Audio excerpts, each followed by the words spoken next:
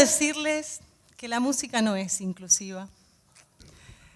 Cuando era chica, mis tías abuelas vivieron un tiempo conmigo y una de ellas, Antonia, que le decíamos Totona, jugaba todo el tiempo conmigo.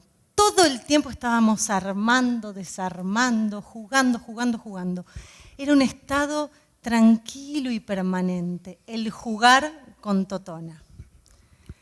Pasa el tiempo, inicio mi escolaridad y tengo menos tiempo para jugar con ella. Pero en uno de esos ratos que todavía seguían existiendo, decidimos dibujar flores. Dibujo mi flor, ella la suya, miro su flor y automáticamente pienso, ¡uy, qué fea! Lo pensé de verdad. Y en ese momento no entendí por qué alguien mayor que yo, y por ende más formado, hacía una flor más fea que la mía. ¿Qué pasaba con mi flor de ese entonces? Bueno, pasa el tiempo, fallece Totona, feliz y de vieja, y empiezo a tener charlas serias con mi viejo. Vieron que esas cosas empiezan a pasar cuando uno crece. Y en una de esas charlas con mi viejo surge por primera vez la discapacidad de Totona. ¿Qué? Ella era deforme, me dice, ¿no te acordás? Era deforme su cuerpo, era deforme el dibujo de su flor. Y ahí entendí lo que pasaba con mi flor de ese entonces. Era una flor atravesada por la mirada normalizadora de la escuela. Era una flor bien formada. Ay, me dio una tristeza porque las flores de mi tía pasaron a parecerme feas cuando me enseñaron cómo se tenían que dibujar. En ese tiempo también entendí por qué me dedico a lo que me dedico, que es intentar hacer que las prácticas musicales sean accesibles para toda persona que así lo desee, sin importar su forma y sin intención de formar. ¿Y por qué? ¿Cómo se hace para que una práctica sea accesible? Bueno, yo empecé, después de esas charlas con mi viejo, que les cuento que empecé a tener, a cuestionar y a revisar las actividades que estaba haciendo por costumbre y por formación. ¿Y por qué tenemos que hacer eso los docentes y las docentes? Porque la música no es inclusiva. Bien, como docente, por ejemplo, estas prácticas que les digo que empecé a revisar en esa época, por ejemplo, yo como docente, como estudiante, viene un estudiante que quiere realizar una práctica, tocar un instrumento y tiene la mano con la forma esperada y que funciona de la forma esperada. Entonces voy a poder acceder a tocarlo.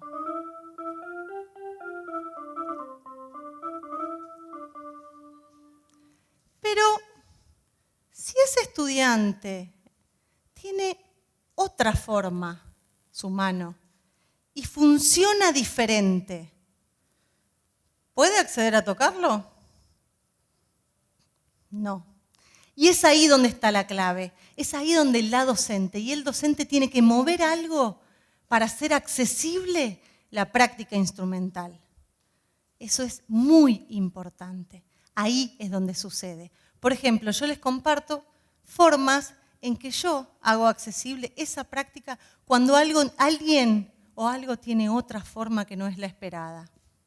Por ejemplo, tocar habilitando a otra parte del cuerpo que sea partícipe. O con el cuerpo en otra posición. O con el instrumento en otra posición. O modificando el repertorio a interpretar, o sea, haciendo un arreglo, una versión, dependiendo también si la persona lo va a tocar solo o de manera colectiva.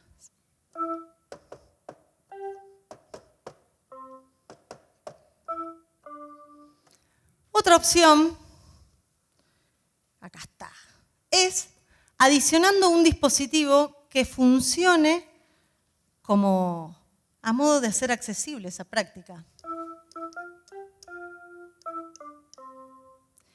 Y otra opción, que estas opciones se pueden combinar, armar, desarmar, no son cerradas, por supuesto.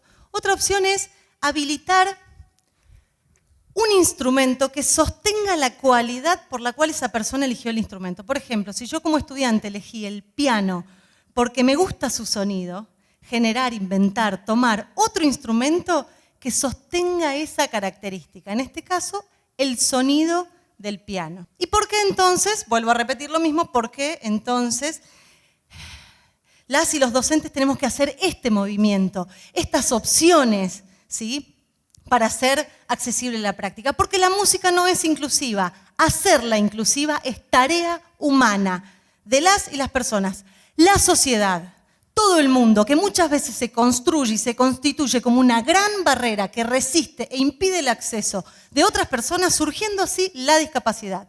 Porque sabemos que la discapacidad no es algo inherente a las personas, sino es algo que surge en vínculo con el contexto, con el entorno. Eso ya debería estar sabido, ¿no? Y entonces, ¿qué consideramos por música? Hablando de estos contextos, mis primeros talleres de música sucedieron en espacios en donde lamentablemente habitan muchísimo las personas con discapacidad, que son los centros de rehabilitación. Mis primeros talleres los di ahí, y ahí había una mamá en una de las salas de espera que cada vez que su hijo salía o entraba de una terapia decía, por ejemplo, esa fono es buenísima, mi hijo ahora de glute bárbaro, no quiero que la cambien. En cambio, ese kinesiólogo es malísimo, ahora mi hijo sale todo contracturado de la terapia, voy a pedir que lo cambien.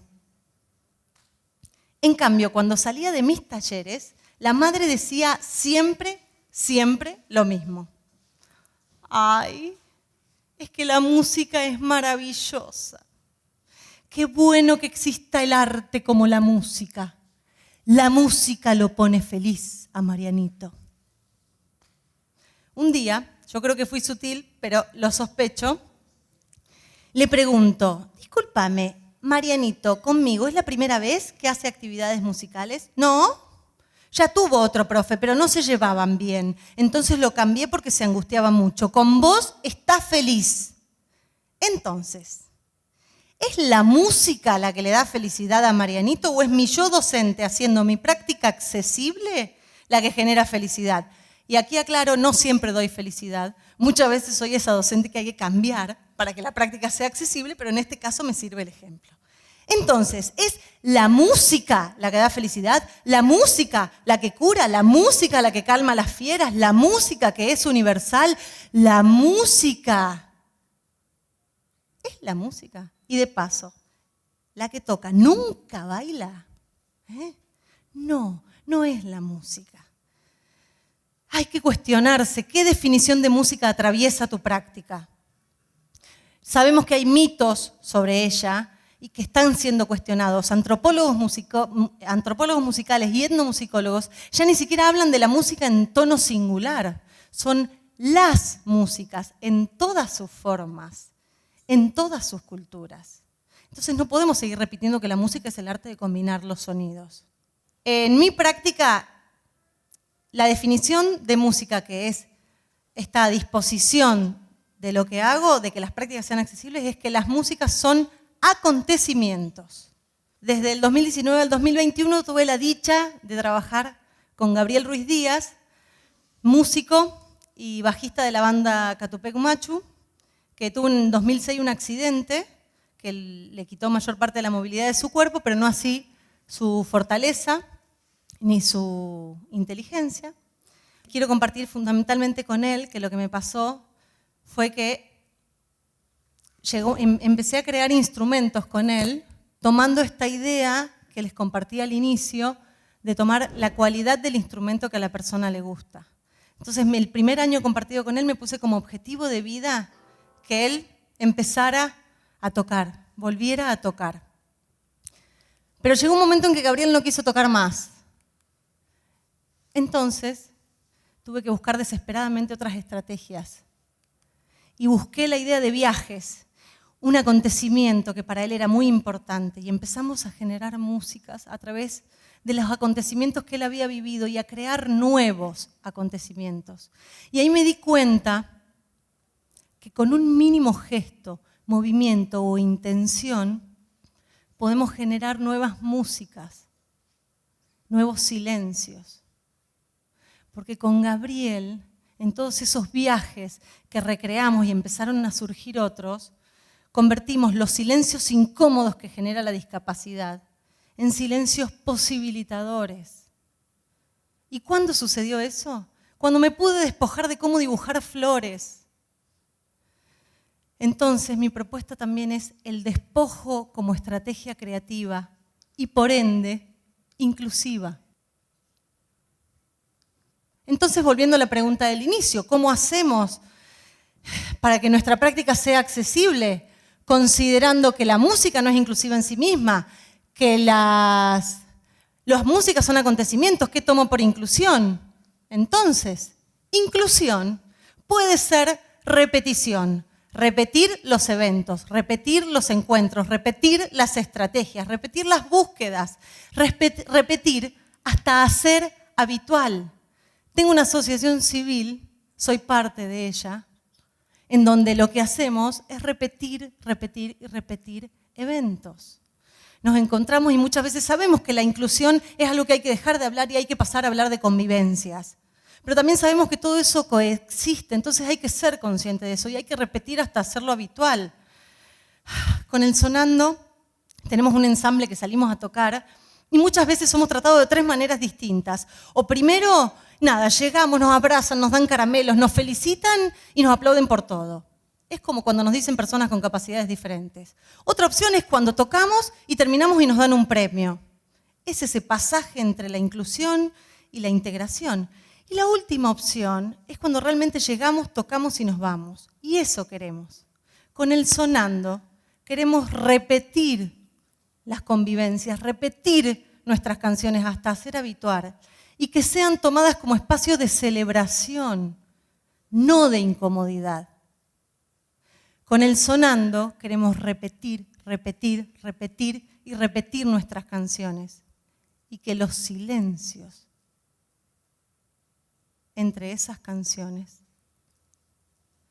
puedan ser escuchados y dejen de ser incómodos.